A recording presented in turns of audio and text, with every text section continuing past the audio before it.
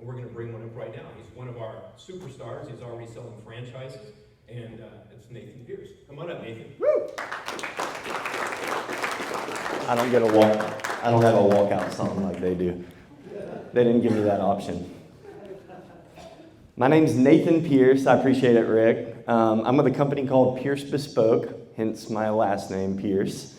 For those that don't know, bespoke is a term from London that means custom or one-offs. But we are a modernized traveling tailor service. Do I have a clicker, by the way? Is this for me? Yeah. We're a modernized traveling tailor service with no inventory and no retail store. So think of a business in a trunk. And what we're going to cover is my history of Pearce Bespoke, the decision that we had to franchise, the future of Pearce Bespoke and what that looks like, and then working with Franchise Genesis. So a little bit about me, how I got into the suit game. I'm pretty young for somebody that's in custom clothing. Most of it is an older generation of tailors. My background happens to be clothing from a young age. When I was in college, my dad is actually he owns a very large auction company in the state of Alabama. When I was really young, my dad would call me up on stage in front of thousands of people and make me sell motorcycles and equipment. So I got very used to talking in front of crowds at a very fast speed. But I called my dad about 2 weeks before graduation, and we had a talk about what I was going to do with the rest of my life. And he said, well, I want you to come home and run the auction company. And I had another idea. I had already started a t-shirt company while I was in college in Jackson, Mississippi. And I sold my $2,000 bass boat and invested it into sewing machine and some equipment, some raw goods. And I told my dad, I was like, look, I started a t-shirt company. And he said, that's the stupidest shit I ever heard. And he hung up on me. So I didn't hear from him for about a week and a half, and I was like, oh my God, this is bad. But he called me back, and he said, all right, tell me about it. And thank God, we had just hit 1 million in sales online. And I had taken all the money that we had made, and I reinvested it in this poverty-stricken town in South Mississippi. Because of the way our t-shirts were produced, they were all made one at a time. So we got paid by a customer up front. We had not much risk. We didn't carry any inventory. We would order the raw goods, and we would produce it. But we struck a deal with this little poverty-stricken town in South Mississippi where LL Bean used to manufacture. And the deal was, you give me your old building. When NAFTA came into play and everything went offshore, everything dried up, but all the seamstresses and all the talent still lived there. So my deal was, give me the old building. It was still set up for manufacturing, and I'll hire all your employees back, but if you give me the building for free. And we did it. They wanted it for the tax breaks. So they gave me the building. We had 100 employees my first year of business in the manufacturing facility. At 21 years old, I became a manufacturer of clothing, and everyone thought I was a complete idiot, and I might have been. But I learned the ins and outs of textiles, manufacturing, production. We were in 1,000 mom and pop retail stores across the country. I found out the old LL Bean factory was actually talented woven dress shirt sewers. So instead of making t-shirts, we opened a second manufacturing line for dress shirts. And we were making some of the nicest dress shirts in the country. I was one of 3 factories left that was made in USA dress shirts. So my second year of business, we ended up doubling in revenue. I got the opportunity to go on a show called Shark Tank and pitch to sharks for a couple hours. They condensed it down to about 5 minutes. And it was surreal. We ended up verbally committing to a deal with Mark Cuban, and the rest is history. So long story short about me, my transition to Pearce Bespoke, one of my tailors, one of my clients was a master tailor out of New York City in my shirt factory. And I ended up having to walk away from all of that because I learned the hard way that I was the one behind the brand, I was the one that had built it, and no one wanted to buy my company if I wasn't included in it. Well, I'm not a manufacturing guy. I learned the ins and outs of it. I knew how to run it, but nobody wanted it without me. And I had offers for millions of dollars, and nobody would take it unless I stuck with the program. And I'm a branding guy, a marketing guy, a sales guy, and that just wasn't going to cut it for me. So I ended up basically giving the entire company away. That's how that whole story ended. But I had a client that was a master tailor, and he made suits for 4 U.S. presidents, and I made his dress shirts from my factory in Mississippi. So he called me after I walked away from the company. He was like, man, come help me with the suit company. I'll give you some equity. You can shadow me. We'll go travel around. I need some help with marketing. All my clients are getting old and they're dying off. But I would love your help. So I shadowed him, and I saw people cutting checks for $2,000, $3,000, and handing them to him up front before he did any work. And I was like, good God, that's the business I want to be in. You know, the positive cash flow. He doesn't have any overhead. He doesn't have any inventory. And the man got older and quit traveling, and I was like, well, I'm going to take this idea and I'm going to run with it, and I'm going to move my production offshore where we have much bigger capacity and we won't have any issues. And I can sell until the cows come home, and we won't have any issues with that either. So I launched Pearce Bespoke. I launched it in Baton Rouge, Louisiana, with offshore manufacturing, and it took off rapidly. So I proved the concept. It got to a point to where I knew that it was something that could be replicated. But that's how Pearce Bespoke was born. It was from years of clothing experience, shadowing this old man that was a master tailor that taught me the ins and outs of it. So the decision to franchise, which leads me to that, the proven model. I, by myself with no salespeople in Baton Rouge, Louisiana, and I tell my candidates all the time, if I can sell custom clothing in the swamps of Baton Rouge, Louisiana, none of you have an excuse.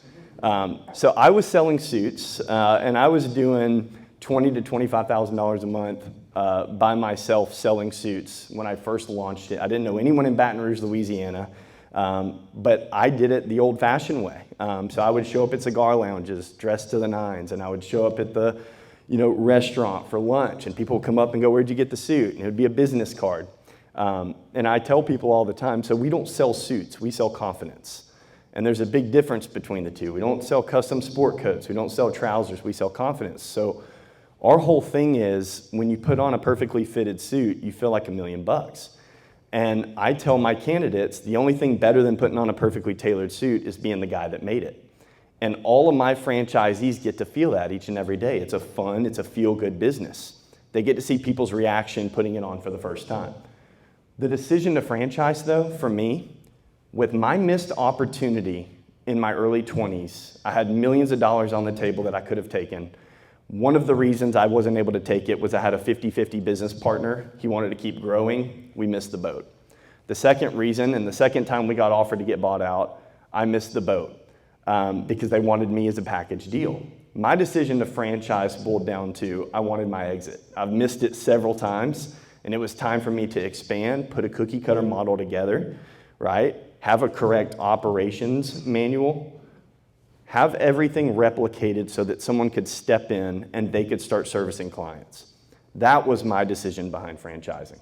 And as you can tell, I'm super passionate about it. There's a large multiplier at the end of selling your franchise versus being a small business owner.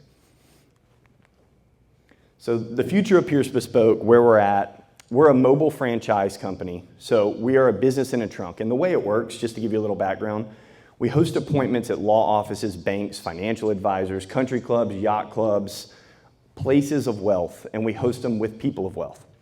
So our suits range from anywhere from about $1,000 to $2,000. So we're somewhat affordable for true bespoke clothing. Our turn times are 2.5 to 3 weeks, making us some of the fastest in the industry. The margins are large. So it was something that I saw had a lot of potential. When we host our trunk shows, we take 25 measurements from the neck down. The customer picks their fabrics, their buttons, their linings. They build it how they want, and then it arrives. Currently, we're completely mobile, but we've started looking at new opportunities, and some of those opportunities have been partnerships.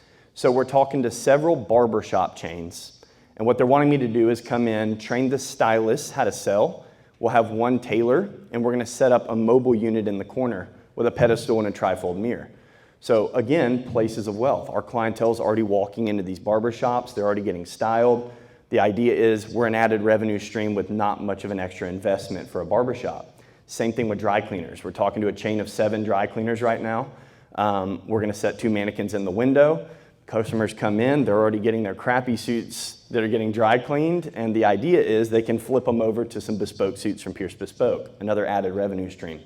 I'm talking to several jewelry store chains. They want to do the same thing. High-end clientele walking in, a couple of mannequins in the corner. I train someone in there how to do the measure, fabric knowledge, style knowledge, another added revenue stream. So what we're doing on top of our mobile franchise units is we're having a brick and mortar licensing type setup. and they're not overlapping because they have customers that are already coming in the door. So working with Franchise Genesis, for me, I'm a people person, and I've had bad partners in the past. I'm very cautious about who I work with. I want to make sure I'm working with the right people. Rick Robinson, Steve, and Monique have been absolutely incredible, and it's the support side for me. So I'm not an operations guy, I'm a sales and marketing guy. I want to know at the end of the day, if I call somebody, they're going to pick up the phone. Franchising's tough. I mean, you're dealing with trying to be a business owner and run your current location. You're trying to deal with expansion. You're trying to deal with manage your franchisees once you get franchisees, and you're still doing the back end of the business. So it's hard to take on all on your own, and you need someone in your corner that you can lean on that has decades and decades of experience. So what it boiled down to for me was first and foremost people. You want to be doing business with people that you get along with people that you like, and people that you trust. So the support side is incredible. The operations manual alone that I got from Franchise Genesis, I'm not an operations guy, but they put me an incredible operations manual together for my franchisees. So as they come on board, we have everything that I had up here put on paper so that they know what to do on a day-to-day basis from the start of their business to how it's ran, which has been extremely incredible. Their experience, I touched on that, decades of it. So my idea is I want to stick to what I'm good at, and I'm willing to learn how to franchise, but I want to be with someone that's already been there, done that. Franchising, at the end of the day, is up to us, but you want someone to be able to turn to and ask questions along the way. And again, the support that you're going to get from Franchise Genesis, it's an absolute laydown. And they're available. Like, I talk to Rick and I talk to Monique several times a week, every week. And Rick happens to be one of my best suit customers as well. That doesn't hurt. And they deliver. Every time I've asked something of them, they deliver it. And they deliver it in a very timely manner. So I couldn't speak more highly of joining Franchise Genesis, what they've done for me, and what we see in the future with Pearce Bespoke.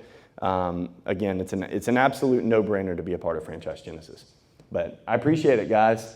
If y'all have any questions, I'll be around throughout the day. Happy to answer anything that you have. You can pick my brain about Shark Tank or Franchise Genesis or clothing. If you want to get measured up, let me know that as well. But thank y'all. I appreciate it.